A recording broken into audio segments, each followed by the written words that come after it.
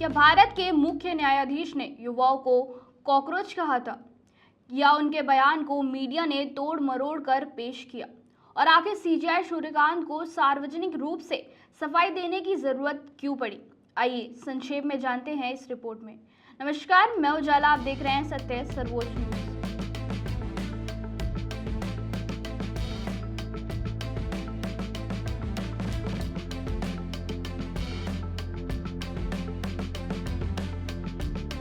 Supreme court के मुख्य न्यायाधीश जस्टिस सूर्यकांत ने शनिवार को अपने कॉकरोच वाली एक टिप्पणी को लेकर पक्ष रखा है। सीजेआई ने कहा, यह कहना पूरी तरह गलत और निराधार है कि उन्होंने देश के युवाओं की आलोचना की। मैंने उन लोगों की बात की थी जो जाली डिग्रियों के सहारे सम्मानित पेशों में घुस आए और ईमानदार युवाओं का हक खा रहे हैं। आगे सीजेआई ने कहा कि मीडिया के कुछ हिस्सों ने मेरी बात को गलत तरीके से पेश किया। मैंने देश के युवाओं की आलोचना नहीं की थी, उन लोगों के बारे में बात की थी जो फर्जी डिग्री के सहारे वकालत और मीडिया समेत दूसरे सम्मानित पेशों में घुस आए हैं। मैंने ऐसे लोगों को समाज के लिए परजीवी बताया था। मुझे भारत की युवा पीढ़ी पर गर्व है। मैं युवाओं को देश की असली ताकत मानता हूँ। हर युवा मुझे प्रेरित करता है।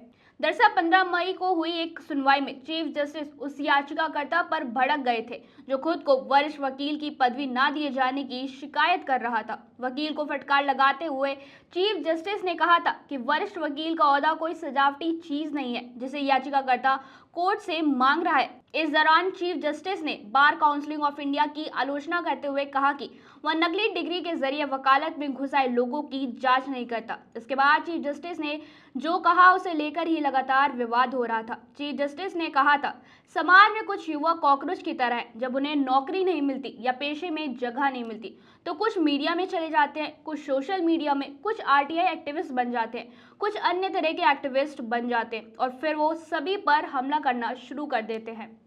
चीफ जस्टिस के इस बयान को बेरोजगार युवाओं और सामाजिक कार्यकर्ताओं का अपमान बताते हुए कई लोग इसकी निंदा कर रहे थे। अब उन्होंने स्पष्टीकरण देते हुए कहा कि उन्होंने कभी भी युवाओं की आलोचना नहीं की, वह युवाओं पर गर्व करते हैं। चीफ जस्टिस ने यह भी कहा कि वह मौजूदा और भावी युवा पीढ़ियों को विकसित भारत का स्तंभ मानते हैं। कानूनी विशेषज्ञों का मानना है कि यह घटना एक बार फिर उस बात को रेखांकित करती है कि अदालत की ओरल ऑब्जर्वेशंस और अंतिम लिखित आदेश में अंतर होता है।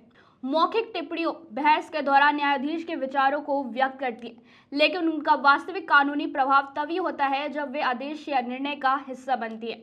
इसलिए उन्हें संदर्भ से काट कर प्रस्तुत करना गंभीर गलतफहमी पैदा कर सकता है। तो अब सबसे बड़ा सवाल, क्या यह मामला मीडिया की जल्दबाजी का उदाहरण है?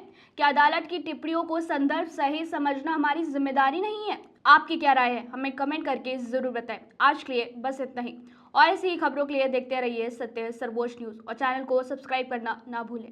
धन्यवाद। जय हिंद।